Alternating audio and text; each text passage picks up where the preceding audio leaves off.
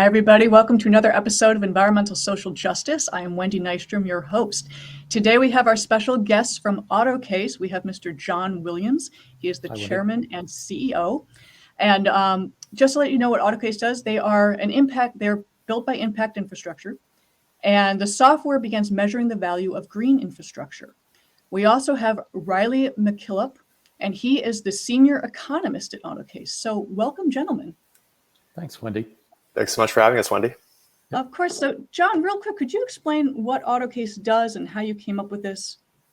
I'm happy to, Wendy. And again, thanks for having us on. You mentioned in your introduction that our company is focused on measuring the value of green, which is actually absolutely the case. And our work in this area goes back to 2007, when my partners and I invented a means for objectively measuring the value of green buildings, green infrastructure. What is that value actually worth? Who's it worth to? And how long is that value there? And we found it was incredibly successful. We had many opportunities to apply this methodology, but there was one problem with it, Wendy. It was complex, it was time consuming, and it was expensive.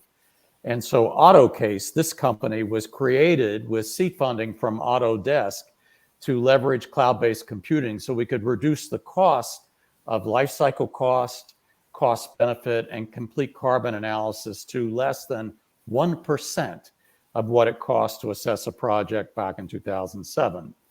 So fast forward, we've done $100 billion worth of assessments, all types of buildings and infrastructure. And what we found is that when it comes to environmental and social justice, these assessments are long overdue. We've been doing cost-benefit analysis, the industry, for more than a century. It's the global default standard for measuring project internalities and externalities. You know, what's the value to be derived from a building investment or infrastructure investment? But only the largest projects could afford these type of assessments. But thanks to cloud-based computing and software now, any project, say a $5 million investment or 15 or 50 or $150 million investment, can afford to do this. And it's essential because I believe one reason that we're in the pickle we're in when it comes to environmental and social justice is we failed to identify the winners and losers associated with major investments in these types of projects. And my partner, John Parker, and I talked a long time about the use of economics and how there was sort of a gap when it comes to using economics to identify the losers.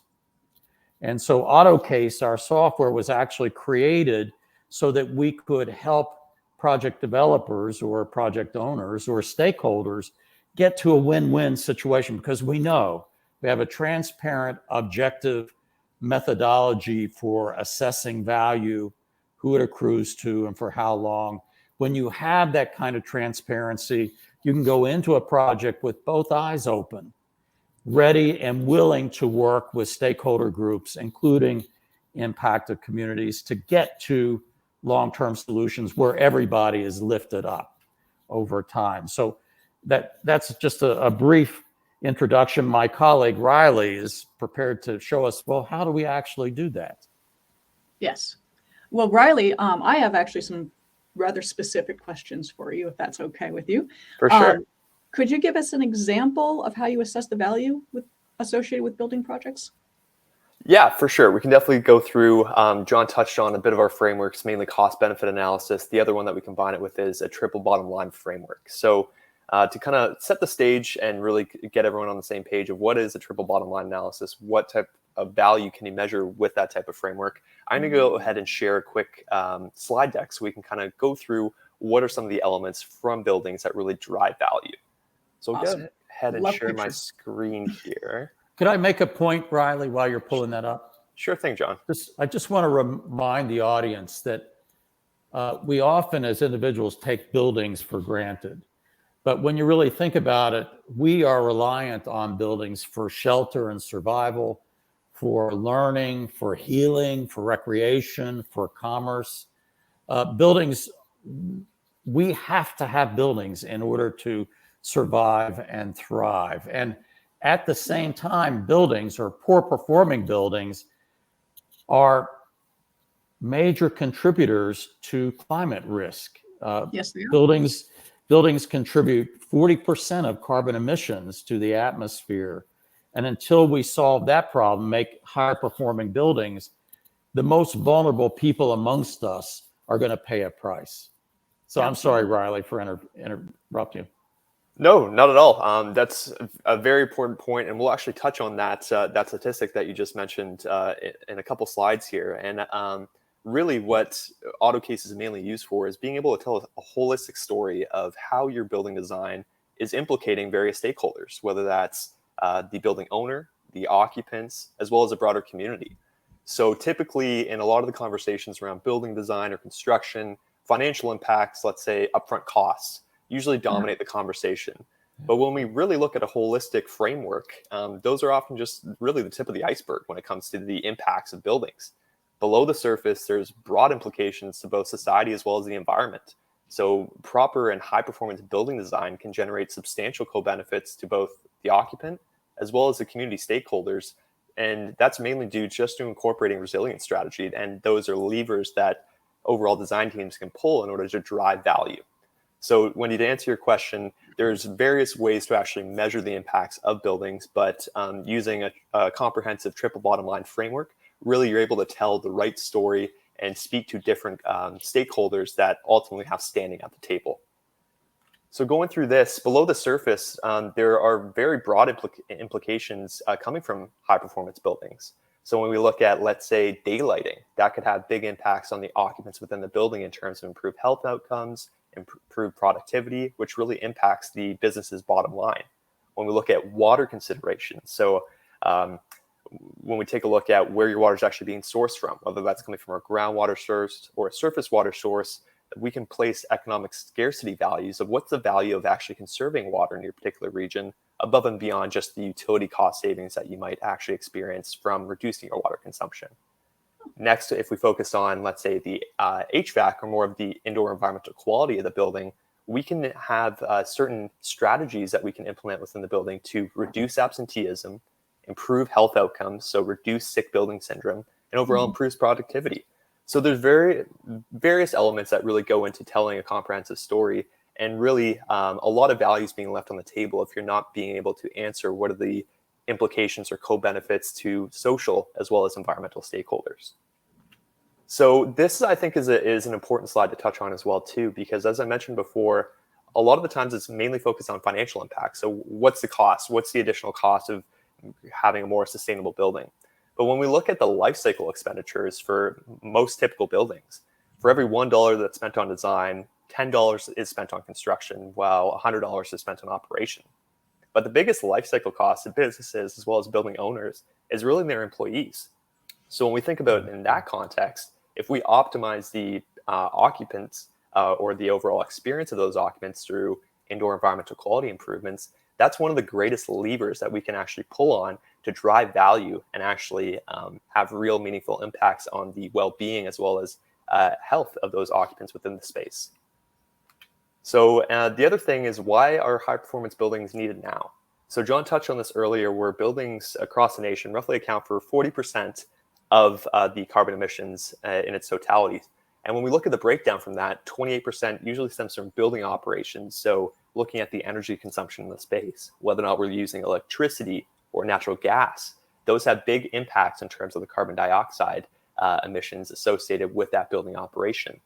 The remaining 11% is really locked in throughout the construction phase. So based off of different material selections that we have, otherwise referred to as embodied carbon, has some very big impacts in terms of the overall performance of the building in the context of the environment. So overall, Wendy, to get back to your main point or your main question there, typically a lot of folks have been ignoring 95% of the impacts can be driven by sustainable design. So when we look in the context of financial impacts, social, looking at water scarcity, employee retention, urban heat island impact, which is a very real impact, especially in large cities, and then broader co-benefits in terms of air pollution, avoided greenhouse gases from energy and water use, as well as the embodied carbon associated with materials. So using a triple bottom line framework across the financial, social, environmental categories, really you can tell a comprehensive story and be able to be proactive and be very meaningful in terms of where we're going to allocate dollars to drive the most amount of value with this particular building design. So with that long-winded answer, hopefully that kind of helped set the stage there. No, I love the slides. You had mentioned sick building syndrome. Some people may not be familiar with what that is. Would you mind briefly explaining so people will understand?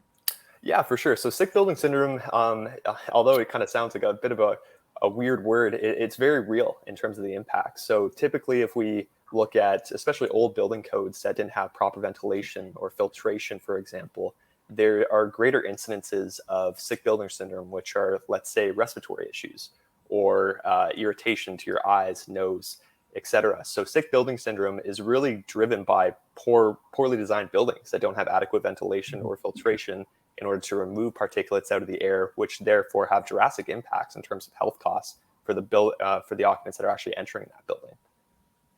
And I was going to say, it was a big deal kind of in the 80s and 90s because people thought it would be a great idea to completely encompass a building and seal it from the outside world. Yep.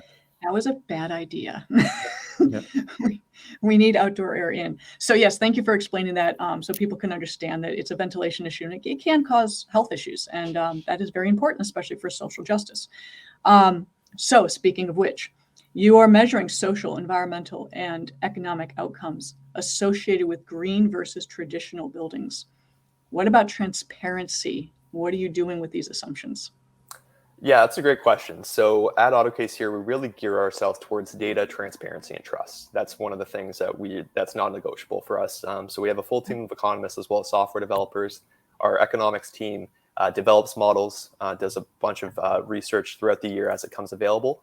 And we're really, again, gear ourselves towards transparency. So we use the most kind of widely available peer-reviewed literature, as well as government sources in terms of the Energy Information Administration or the EPA, and regularly update those as they come out from those government sources in order to inform those particular analyses. So at our core here, we don't like to make our own assumptions, but we leave that to the experts in that particular field and leverage their research in order to apply to our economic models.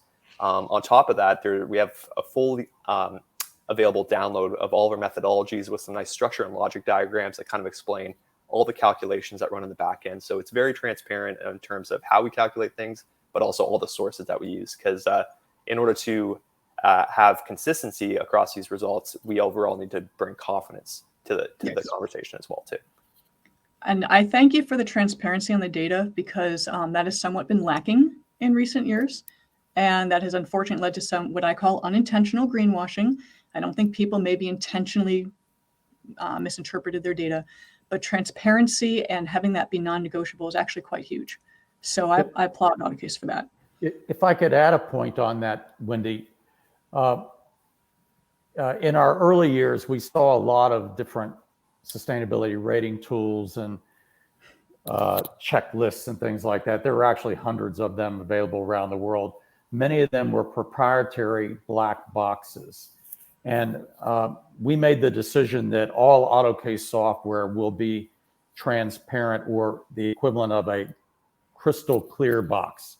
No black boxes in our business. You know exactly where the data comes from. You get the exact documentation and just in case you need it. That's great. I mean, and I really applaud you for doing that because a lot of people have been saying proprietary information we're not sharing. And that does lead to mistrust. Yep, and sure. You guys are very honest and trustworthy.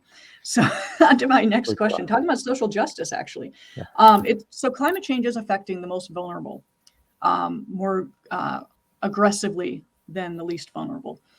And in light of recent policy developments, we're going to compensate for lack of government interventions. And Riley, you and I talked about that as well. As on the political side, the policy side, things are pretty darn slow. And we should have probably implemented a lot of this 30, 40 years ago. So now that we kind of need to kick it into gear and get a little faster. And knowing that buildings do contribute that 40% of greenhouse gases to the atmosphere and is fueling our climate change, how is Autocase addressing this carbon story in building performance? Yeah, that's a great question. And I'll start off with a point that we're actually working on. So we have our Autocase for building software that's currently commercially available, but then we're also currently working on a carbon site, which is dedicated purely on the aspect of carbon. So that'll be releasing in the coming months, and we're very, very excited about that. And overall, reporting on the carbon that you might be emitting from your buildings, but also how do you plan? Which building should we prioritize moving first? What should we prioritize in terms of the building system in order to reduce the most amount of carbon moving forward? So that's a product that will be coming in the near future. But in terms of how Autocase currently does it, is it really takes in various elements, especially location data as well too. So based off of the energy consumption within the space, we'll have different, let's say, grid emission factors. So depending on which region you are, you'll have different compositions of, let's say, coal or clean energy sources such as solar and wind farms, for example. And those all have different impacts in terms of the emissions that's associated with generating a kilowatt hour of electricity, for example. So we have all of those running in the background. So just entering your energy consumption, you're able to measure what the impact is in terms of operational carbon associated with your building. And then we have direct integrations with software tools such as one-click LCA as well as Tally in order to inform the embodied carbon associated with the material choices with your particular design. So those are two ways that we're tackling them now, but we'll definitely keep you in the loop once Carbon Site is released, since we're very, very excited about that tool. No, that's fantastic. Now, you mentioned LCA for our viewers who may not know that acronym. Could you explain what that is? Yeah, that's a life cycle assessment. So LCCA and LCA, we should probably make a comparison there too. So LCCA is typically when you look at the life cycle cost analysis. So what's the full cost associated with one particular building element throughout the useful life of the building, let's say 40 years. And that's LCCA, or life cycle cost analysis. A life cycle assessment is when you look at what are the overall environmental impacts associated with a particular material. So if we look at a unit of concrete, for example, from, let's say, cradle to grave, what are the impacts for actually extracting that material, refining it, processing it, getting it to the manufacturing stage, shipping it to the site? That is a full comprehensive life cycle assessment of what are the impacts or the environmental impacts in terms of carbon dioxide equivalent of actually getting that particular material on site and using it in your building. Perfect. Thank you. Because most people just see the construction block and that's where they think it starts. They don't realize that there's a whole process of building that particular block. Yep. So thank you. And my last question for you, since you brought up location, this is construction. This has to do with real estate. So it's true when it comes to realities of environmental and social justice communities, but it gets very specific. And how specific is Autocase in assessing the implications of investments in buildings? Yeah, that's a great question, Wendy. And I'll start off with chatting about it, but then I'll also show you visually of kind of the granularity of data that really runs in the background of Autocase to inform these analyses. So location-specific data is very, very important when you're looking at, let's say, building a business case as to why you should be investing in sustainability. Not all business or building strategies will make sense in one particular location over another. So let's say if we're building in California compared to New York, the impacts of your building design will have varying overall triple bottom line impacts. And that's mainly due to what are the differences in utility rates. So what are we paying for electricity, natural gas, water? What are the different grid compositions that are actually composed and generating the electricity on site? So to give you a sense of kind of the level of granularity of data running in the background here, I'll show you a quick map. And this just goes to show all the great data that's really running in the background of Autocase and really informing these business case analyses. So we can see here, we have a nice map across the United States, and we can click into a particular location. So let's say if we choose a spot in California here, we can take a look at the carbon intensity associated with generating electricity within that particular region. We can also take a look at air pollutants, let's say nitrous oxide or sulfur dioxide, and see those levels of intensities, let's say in LA, compared to neighboring states, as well as other states on the east. And then we can also take a look at the grid compositions and see what sources of actually energy are going to produce our electricity within that given region here. So we can see here that depending on your region, It is very dependent and the major driver in terms of what is the overall environmental burden of generating electricity. But similarly, that's not the only location-specific data. We also have different social costs of carbon scenarios and climate change scenarios. So for different representative concentration pathways or RCP scenarios, we'll have different social costs of carbon moving into the future. And then on the utility side as well, too, we can take a look at what are the prevailing utility rates in my particular region and what am I paying relative to other metro areas around the US. So we can see in LA, electricity costs are rather high compared to a place like Austin, Texas, for example. And our natural gas costs are still very high compared to a place like Minneapolis. So, and these are just bits and pieces. There's a lot of other data that's very location specific, such as the average building wages that goes to inform a lot of those indoor environmental quality improvements that I spoke of earlier. So, yeah, again, long-winded answer, but a lot of location specific data. And it's important because even John and I were talking about this last week, where when you're having conversations about energy burdens and how you can actually overall limit the burden on, let's say, low-income families, one of the biggest ways is to look at, okay, what am I paying in terms of utility costs relative to other locations, and where should I be investing the most amount of money in order to limit those energy burdens? And an energy burden is really what are folks paying for their energy bills relative to their disposable income. And we want to make that ratio as small as possible, ultimately, to make it affordable to live in nice buildings, but also make it where it's not cutting out of their food or their healthcare costs, for example. So very important considerations to have location-specific data. And the granularity of your data is phenomenal. I mean, to be able to zoom in across the country on little areas, congratulations on that. I know that was not easy. No, and it definitely helps having a team of economists. Sorry, John, go ahead. Just to add a point that Riley made that was really important, this information runs in the background of the software.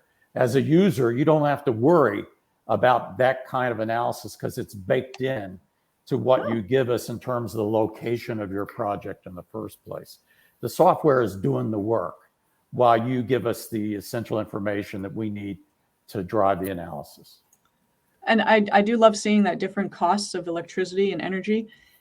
Very important to see what other people pay compared to where you happen to be. Oh, yeah. I think that's very valuable. But John, since I'm going to switch back to you now, if that's okay. So we know that much of this $1 trillion infrastructure bill that we have sets aside billions of dollars in funding for environmental and energy projects. And it creates the social and environmental benefits for underserved communities, something that you guys have focused on. Yep. What are your thoughts on paving the way for these lasting results?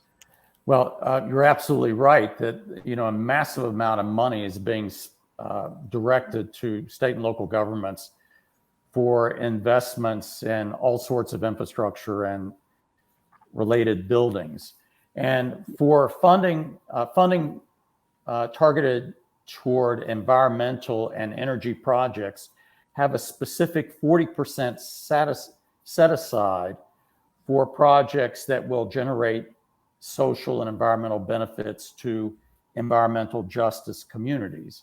Well, that's great, right? All well and good. We're going to spend a big chunk of that. It is hundreds of billions of dollars. But the question is, so what benefits are you talking about? Yes. What are you going to do for these communities? Are you just going to look at the construction jobs associated with building, say, a new transit center or water treatment plant? And what happens when the construction project is finished and those jobs go away? Are those lasting benefits? Not really. But that's really the way traditionally we've looked at benefits associated with major spending on infrastructure and buildings. Well, with Autocase, we have the ability to say, all right, let's take a look at the specific activity associated with the investment in the first. We're going to build, for instance, a sewage treatment plant. Well, what's the life of that investment? 40, 50 years? Okay. Are the people surrounding the plant likely to be an environmental justice community, that it's been the way it's happened in the past? Are they going to feel impacts from that plant for 40 or 50 years? Are they going to have access to benefits from living in proximity to that plant? Well, you really can't answer those questions until you start to look transparently at the potential benefits, who they accrue to, what they're worth, and how long they'll last.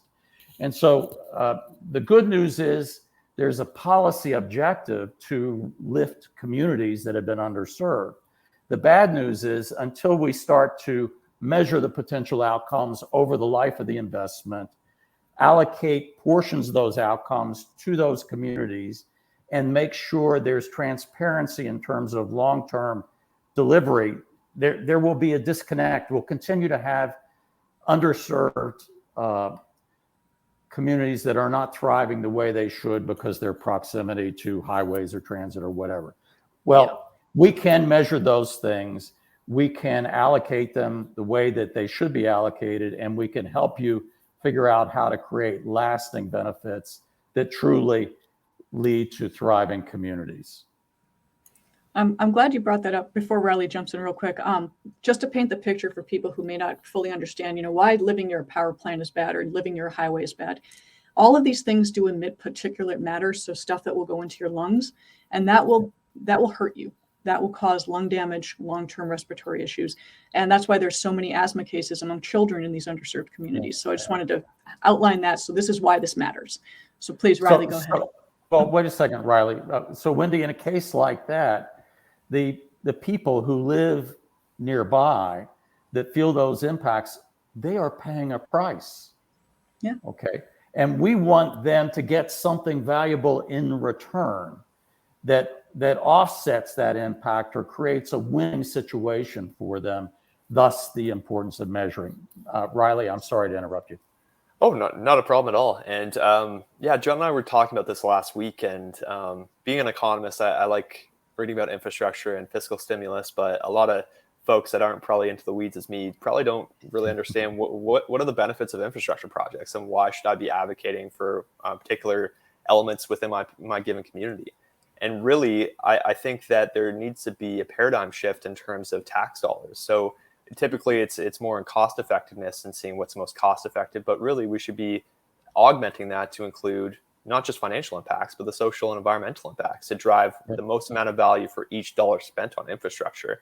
And I think by being able to tell a story to those community as well as building occupants, you're better equipped in order to actually limit a community pushback in terms of various infrastructure projects, but getting them more on board and excited for infrastructure projects in their own backyard. And Wendy, I just want to showcase something that I didn't show earlier in the software demo, but just to your point earlier about, let's say, particulate matter. So I'm going to take 2 seconds here just to kind of showcase what really runs in the background of Autocase. Yeah, I love your slides. They're fabulous. So I'll go ahead and share my screen here. So this is the full Autocase software here. Before I was just in Autocase Insights. It was actually a free tool. So if you want to use that interactive map or the utility cost information, that's completely available free. So you can just go on our website and we'll give you a free account. There's no pay to play there. But ultimately here, I have different design scenarios. So whether or not we're going to go for LEED Platinum for a building in LA, LEED Silver, or just achieve zero net energy or ZNE. So overall, there are different design components that you can measure within the Autocase platform. So considerations for clean energy, the site. So if you identify different green spaces, has big impacts in terms of occupant recreation, but also carbon sequestration. So switching from more asphalt to more greenscape, you're able to actually act as a carbon sink by sequestering carbon on site. Water considerations, mechanical, which are really geared towards the environmental quality improvements, electrical, so having interior lighting controls and spatial daylighting autonomy have really big impacts in terms of those occupants that are actually experiencing the space. And then there's other considerations such as, let's say, the envelope. So when we look at different roofing colors, for example, that has changes in the solar reflective index of a particular material, which really goes to inform the urban heat island impact that affects the broader community. So quite dynamic in terms of the software here, but just to your point earlier about the particulate matter that's actually generated by the local utility plant, for example, for generating electricity, within Autocase, by selecting the Los Angeles location, we have all that data running in the background here. So it's nothing that you need to kind of input by yourself. But if we wanted to take a look at, let's say, the particulate matter that we're avoiding that would otherwise burden the community, we can showcase direct quantities in terms of the amount of pounds of particulate 2.5 that's actually safe, or nitrous oxide, volatile organic compounds that otherwise would be coming from the grid and have a really big burden in terms of the local community, in terms of health impacts. So on top of the quantities, we're also able to put a dollar on what's the avoided cost of air pollution. And that's represented by the social value of air pollution. So if we're going to avoid air pollution being emitted and ultimately polluting our communities, there are different health costs associated with that air pollution that otherwise is negated. So that's why the software is rather flexible, and it's a good way to tell a holistic story in terms of the impacts of your design or your sustainable building, and being able to showcase quantities, but also monetize figures as well too. And Wendy, going back to the title of this program, Environmental Social Justice, when you think of any major investment in a building or an infrastructure project, the number one risk to the project is risk of delay. Yes. And the number one reason there's a delay is because stakeholders have one question: what's in it for me? What's in it for me? If I'm going to pay a price due to this project, I want to know what I'm going to realize in return.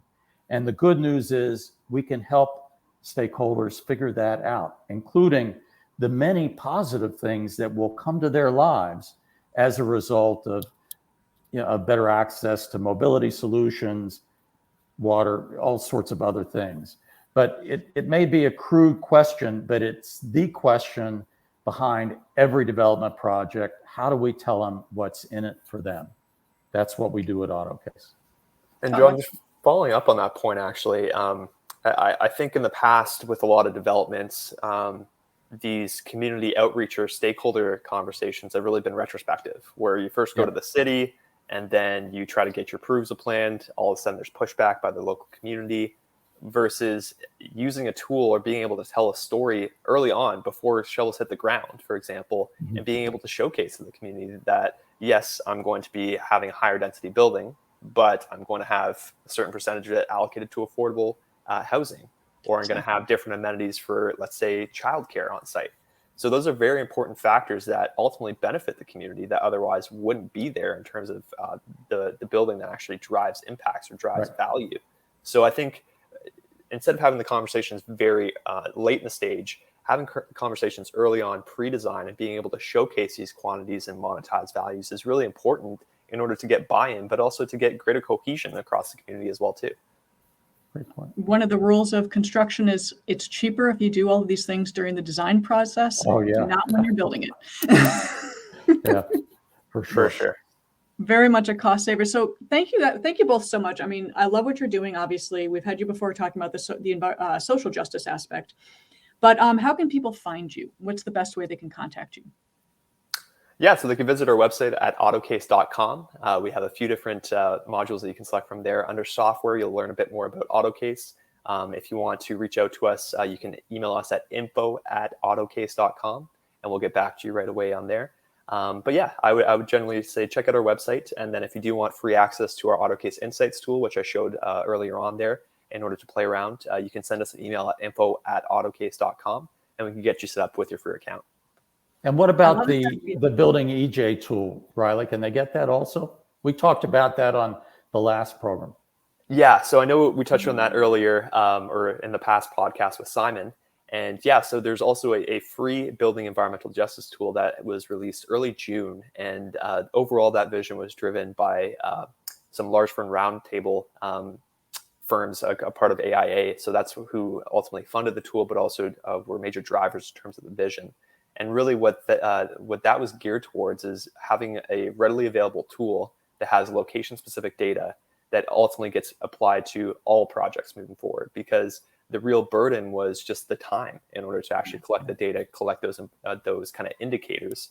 So now we have a tool that's, again, completely free that you can go on ejtoolkit.com, and we can go ahead and take a look at what are the overall socioeconomic indicators within our particular region.